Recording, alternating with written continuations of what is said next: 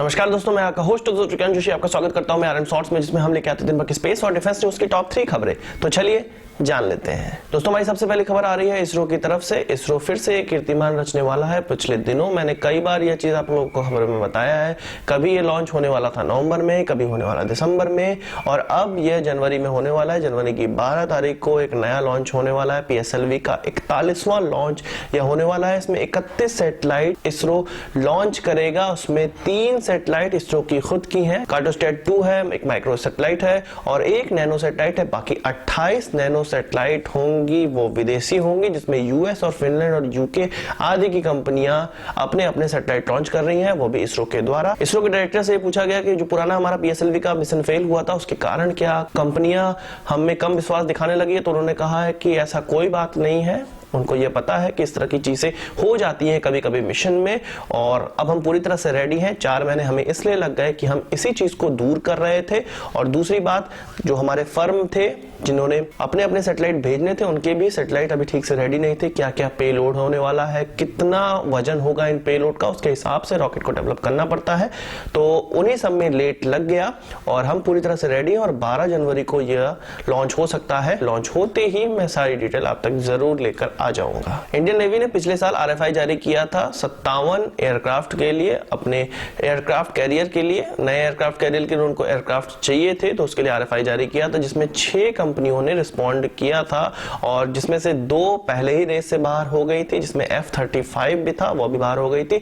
बाकी बचे थे बोइंग, डेसॉल्ट, ग्रिपेन और मिग कॉर्पोरेशन बचा था। तो अब यह खबर निकल कर आ रही है कि बाकी जो 4 बचे हुए थे, उनमें से भी 2 को इंडियन नेवी ने कह दिया कि उनके एयरक्राफ्ट नहीं खरीदे जाएंगे, जिसमें मिग 29K है, सैप का ग्रिपेन है, Gripen M maritime version, marine version Gripen का, उसको भी नहीं खरीदा जाएगा। तो अब बच गए हैं बोइंग का F-18 और बचा है डसॉल्ट का राफेल M। इन्हीं दोनों में से इंडियन नेवी अब एयरक्राफ्ट खरीदेगी। इनसे एक फॉर्मल टॉक की जा रही है, टेक्निकल एस्पेक्ट पे बात की जा रही है। दोनों का ही कहना है कि भारत के जो भी एयरक्राफ्ट कैरियर है उन पर उतरने के लिए हमारा एयरक्राफ्ट बिल्कुल काबिल है। तो इसके लिए एक सिमुलेशन दिखाया जाएगा कि किस प्रकार से वह हमारे एयरक्राफ्ट कैरियर पर अपना एयरक्राफ्ट उतारेंगे, और जब उससे संतुष्ट हो जाएगी भारतीय नेवी, उसके बाद उनको अपने एयरक्राफ्ट लाने पड़ेंगे टेक्निकल एस्पेक्ट चेक करने के लिए। हमारे जो टेक्निकल लोग होंगे, टेक्निकल नॉलेज वाले लोग होंगे, वो इस चीज को चेक करेंगे और सारे एस्पेक्ट में खरे उतरने के बाद किसी एक विमान को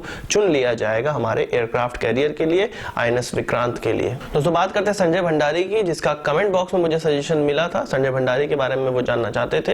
हालांकि मैं इस पॉलिटिकल चीजों में नहीं पढ़ता हूं, फिर भी सब कमेंट में पूछा गया है तो मुझे जवाब देना जरूरी लगता है। संजय भंडारी एक फर्म चलाते हैं, ऑफसेट इंडिया सोल्यूशन। आपको शायद नहीं पता होगा, भारत जितने भी विमान खरीदता है या रक्षा समझौते करता है या कोई भी देश रक्षा समझौते करता है, तो रक्षा के जानकारों को अपने टीम में रखता है। कुछ कंसल्टेंट हायर करता है जो कि उनको अलग अलग जानकारियां देते हैं, कौन विमान सही है, कौन टैंक सही है, कौन गड़बड़ है, कौन सबमरीन अच्छा है, यह सारी जानकारी वो देते हैं और वो कंपनियों के साथ वही बातचीत करते हैं और सारे टेक्निकल एस्पेक्ट पे अपना सुझाव भारतीय सरकार को देते हैं, जिसके आधार पे हम सारे विमान या कोई भी चीजें खरीदते हैं रक्षा समझौतों में। तो इसी प्रकार की कंपनी ये चलाते हैं। इनको कहा जाता है कि राहुल गांधी के बहुत ज्यादा करीब है, गांधी परिवार से काफी ज्यादा करीब है, वाड्रा परिवार से काफी ज्यादा करीब है, और इस कारण से इनको 2008 में 1 लाख रुपए से स्टार्ट की गई कंपनी अब लगभग 7 फर्मों की मालिक हो गई और करोड़ों की कंपनी यह बन गई थी। 2012 में एक डील हुई थी जिसमें इंडियन एयरफोर्स को कुछ बेसिक ट्रेनर खरीदने थे, 75 बेसिक ट्रेनर खरीदने थे, जिसका डील 4000 करोड़ रुपए का था। और इनके फर्म के कहने पर ही स्विस एयरक्राफ्ट प्लेटस PC-7 को चुना गया था इस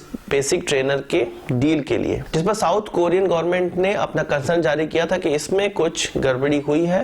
तो नई गवर्नमेंट आ गई, तब डिफेंस मिनिस्ट्री ने 2015 में इस पे कंसर्न उठाया, उनकी फाइनेंस डिपार्टमेंट ने कंसर्न उठाया कि इसमें कुछ गड़बड़ी लगती है इस रक्षा समझौते में। तो 2016 में इनकम टैक्स की रेड इनके घर पर पड़ी और घर में पाया गया कुछ ऐसा डॉक्यूमेंट जो कि इनके घर पे नहीं होना चाहिए, और तब से यह लंदन फरार हो गए और गवर्नमेंट के हाथ में नहीं आए। और इनके फर्म द्वारा जितनी भी डील की गई थी 6 महीने, वो कैंसिल कर दी गई है। मैं यहाँ पर आपको बता दूं कि डिफेंस कंसल्टेंसी के अलावा यह कंपोनेंट, एयरक्राफ्ट के कंपोनेंट देने वाली फर्म के मालिक भी हो चुके हैं, जो कि राफेल में लगने वाले कंपोनेंट बनाने वाली कंपनी रफौत के साथ ज्वाइंट वेंचर कर चुके हैं और कई कंपोनेंट या राफेल के लिए भी भेज रहे हैं। तो एक भगोड़ा अपराधी है संजय भंडारी, जिसके सारे के सारी डील 6 महीने पुरानी वाली वो कैंसिल कर दी गई है, सस्पेंड कर दी गई है। दोस्तों 3 खबरों के बाद अपनी बोनस खबर की बात कर लेते हैं। यह बोनस खबर हमारी पाकिस्तान की तरफ से आ रही है। पाकिस्तान ने अपना ship based land attack missile एक ट्रायल किया है और यह ट्रायल सक्सेसफुल रहा है। हर्ब मिसाइल का ट्रायल किया है, जो कि उनके सबसोनिक क्रूज मिसाइल बाबर का ही एक नेवल वेरिएंट है। इसकी दूरी उन्होंने नहीं बताई है, मारक क्षमता नहीं बताई है कि टेस्ट में कितना उसने अचीव की, पर यह कयास लगाए जा रहे हैं कि ये 450 किलोमीटर की लगभग अचीव की होगी। इससे पहले पाकिस्तान ने बाबर 3 का भी सफल परीक्षण किया था। तो क्या हमारे लिए काफी खतरनाक हो जाते हैं, और हमारे पास इसके जवाब में क्या है? तो हमारे पास K-15 मिसाइल है, K-4 मिसाइल है, जो कि K-4 मिसाइल के बारे में तो आप जानते ही होंगे, वो अग्नि 3 का ही एक वेरिएंट है और बैलिस्टिक मिसाइल है। और K-15 भी एक बैलिस्टिक मिसाइल है और उसकी मारक क्षमता लगभग 1500 किलोमीटर से 2000 किलोमीटर तक की है। तो हमारे पास भी मिसाइल है। और एयर डिफेंस सिस्टम की बात करें तो इस प्रकार की मिसाइलों को चकमा देने के लिए, इस प्रकार के मिसाइलों से डिफेंड करने के लिए हमारे जहाजों में, हमारे वॉरशिप में इस प्रकार के एयर डिफेंस सिस्टम लगे हुए हैं, जो इनको चकमा दे सकते हैं और इनसे डिफेंड कर सकते हैं। तो आज की इस वीडियो के लिए बस इतना ही। आशा करता हूं आपको वीडियो पसंद आया। अगर आप इसको बड़ा थम्स अप जरूर देंगे। इस वीडियो से हमें कोई सवाल सुझाव तो कमेंट बॉक्स में जरूर लाइएगा। और यदि आपने हमारे चैनल तक सब्सक्राइब नहीं किया तो सभी कर लीजिए, क्योंकि हम इस प्रकार की अच्छी डिफेंस और स्पेस डिटेल लेकर आते रहते हैं। और आप जरूर से चैनल सब्सक्राइब करिएगा, क्योंकि आगे आने वाली वीडियो का तभी आपको पता चल पाएगा। नमस्कार, थैंक यू।